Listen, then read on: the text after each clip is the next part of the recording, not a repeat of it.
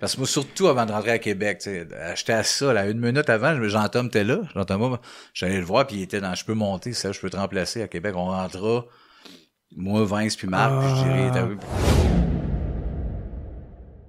Fait que bref, mais c'est ce qui mène à justement ce qui fait qu'en début de podcast, je te disais que je repoussais l'invitation, que je sortais plus parce que j'ai eu un moment de...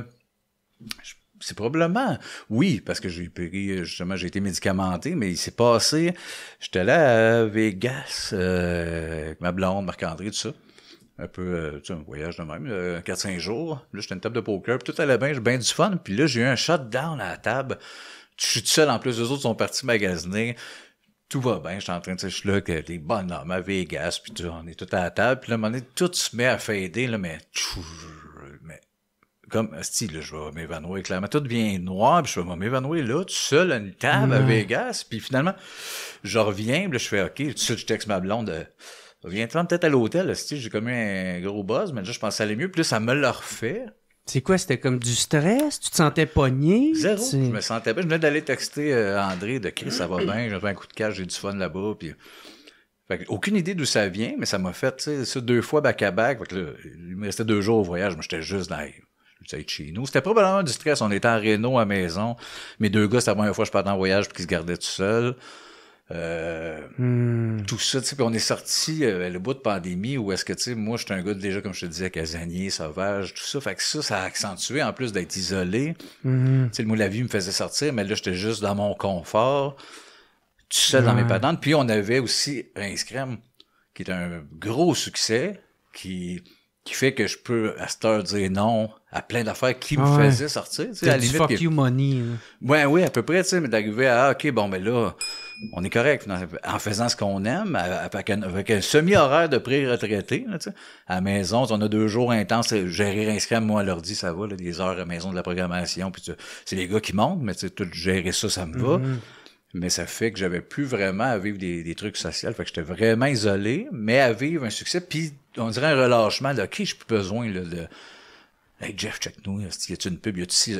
Ça, c'est casé, ce problème-là, depuis 20 ans, que, tu sais, tout ce qui est alentour du projet, parce que les Denis, si on avait fait juste ce qu'on voulait faire, tu sais, un peu comme un Louis-Jo, là, faire, je fais mes shows pis tout, ben non, on n'aurait pas eu la vie qu'on a là, on n'aurait pas eu une maison en banlieue avec les enfants, ce qu'on voulait. Fait qu'il y a eu beaucoup de compromis, c'est sûr, avec un projet de même à gauche.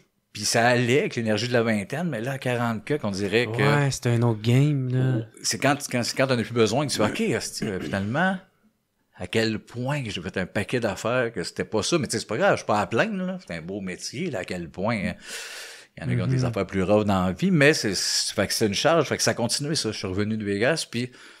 J'avais des gens de shutdown, mais tu sais, j'étais avec ma blonde Tawa Bélanger à Place des Arts.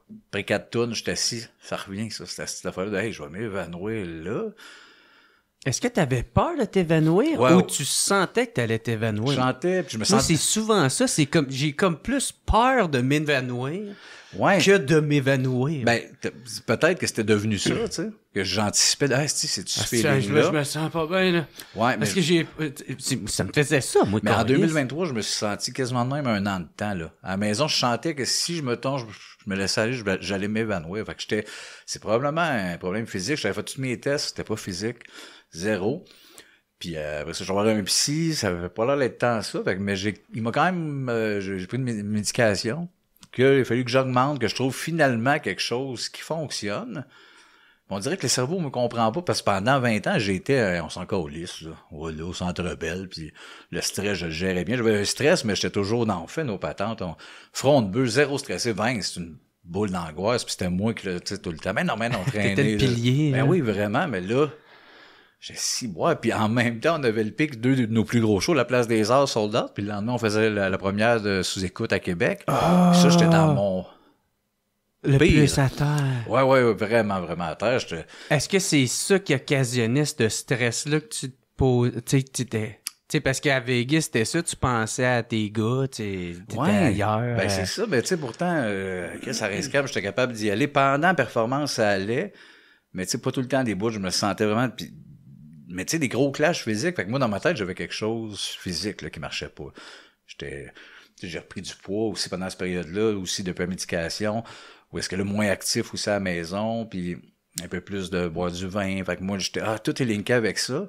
pour finalement me rendre compte, c'est sûrement avec la médication, que, OK, non, finalement, c'était relié à du stress. Parce que moi, aussitôt que là, depuis que je vais bien, je dis, non, ben, on va arrêter tout ça. Mais le docteur, ouais, c'est ça, non, Seb, Chris, justement, ça va bien. Je dis, oui, je comprends, mais on dirait qu'il y a de quoi qui comprend dans ma tête, qui accepte pas, mais juste, non, ça vient pas du stress, je suis pas un gars stressé. Ben, finalement, probablement que je le filais pas.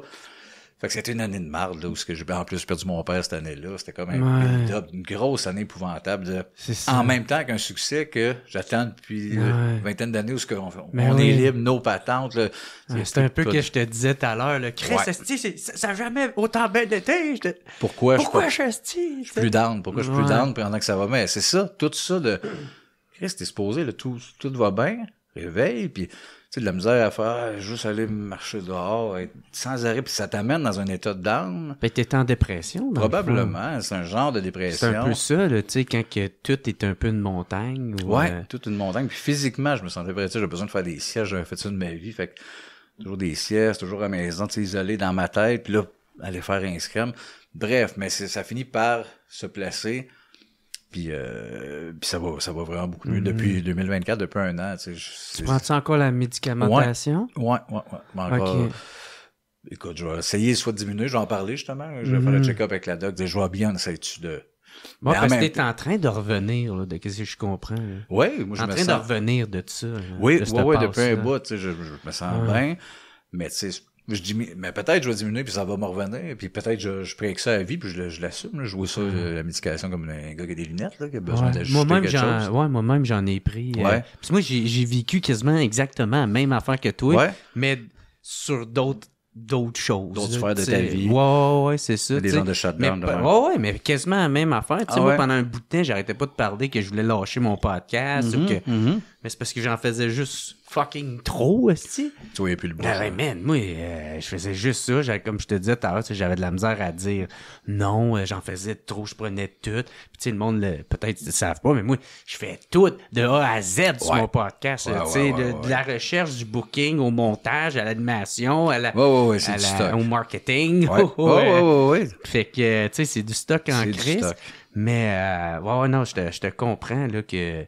Tu sais, à un moment donné, on dirait que c'est comme t'as plus le contrôle sur ton cerveau, tu sais plus comment, t'es comme un peu impuissant à ça. Exact, c'est un peu peurant, mais ça va bien, puis la chance aussi d'être en équipe, tu sais, de pouvoir m'accoter ses boys, mais Vince, je le voyais dans ses yeux de faire... Non, ça va aller, Seb, mais genre, Chris, c'est lui qui a ce rôle-là, finalement, du père. Parce que moi, surtout avant de rentrer à Québec, tu sais, j'étais à ça, là, 1 minute avant, Jean-Tom était là. Jean-Thomas, j'allais le voir, puis il était dans, je peux monter, ça, je peux te remplacer à Québec. On rentrera, moi, Vince, puis Marc, puis je dirais, puis là. Ouais, c'est ça. Comment tu l'as vécu, ça, cette passe-là, tu sais, C'est ça, c'était surtout ces deux shows-là qui étaient tellement dans, puis je peux pas manquer ces shows-là, tu sais. Tu te sentais-tu pogné? Ouais. Cet extrait est une présentation de Matelas Enzo. Matelas Enzo est une entreprise québécoise. Le nom Enzo provient du prénom de son fils, le fondateur Gabi Hamel. Tous leurs matelas et lits sont 100% neufs et fabriqués au Québec et au Canada. Leurs produits sont tous garantis de 5 à 15 ans. Moi, je viens justement de m'en pogner un, puis mon seul regret, c'est que je l'ai pas fait avant. Fait que faites pas comme moi, puis allez vous en chercher un tout de suite. Ils sont rendus maintenant avec 4 magasins.